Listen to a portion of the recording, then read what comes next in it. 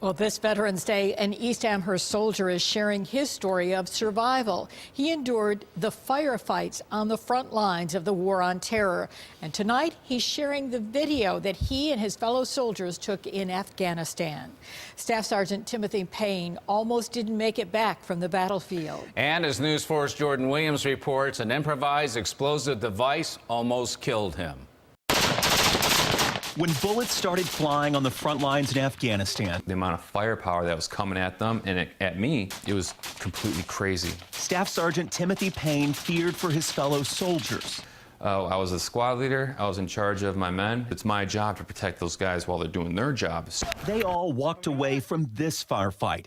But a week later, July 3rd, 2011, the results were different. And the last mission that we had was to go out and just clear out some dead space right outside of our base. Payne was walking through the brush. And on my way back to my men, that's when I got blown up. It was a huge explosion. I knew what happened to me exactly the second that it happened. An IED planted by Taliban fighters. I don't understand how anybody could survive something like that. He was conscious, badly bleeding, but still breathing when two fellow soldiers rushed in. They put 2 tourniquets on each of my legs, and they stopped the bleeding. My soldiers told me that I was going to be okay, and I trusted my soldiers with my life. And I just came to the realization that I was going to survive. Some of his darkest days were still ahead. I had over 120 surgeries, just about 120 to 130 surgeries, and went and got 100 units of blood in the process. But Payne persevered. And now, 3 years later, I try to swim just about every day. He's swimming like an Olympian. I don't stop either. I just go bam, bam, bam, bam, bam, bam, straight on through. His drive and determination are incredible. Payne lost both his legs. I'm pretty strong. I mean, I just straight up just go on the battlefield. Straight up like that. But because my chair's right here, I'll just jump around. This wounded warrior gets around with little help. Make sure it's locked first. And then I'll just hang out in the chair all day. There's a sensor in it. Each wheel costs $5,000. Don't ask me why, but it does.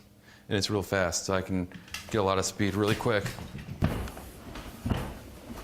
Stairs won't stop him. My room's upstairs, so I just climb up. I believe in Jesus, I believe in God. That's the only way that I've been able to make it through. You realize as we watch this, most people won't even believe that you're in the shape to do this. Payne will never forget the promise he made to God days before his injury.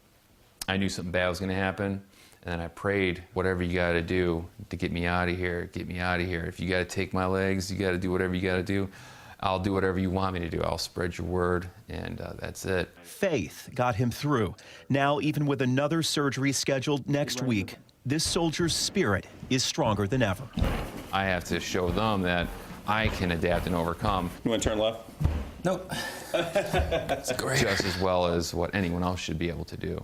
Yeah, and then it's just adapting and overcome. In East Amherst.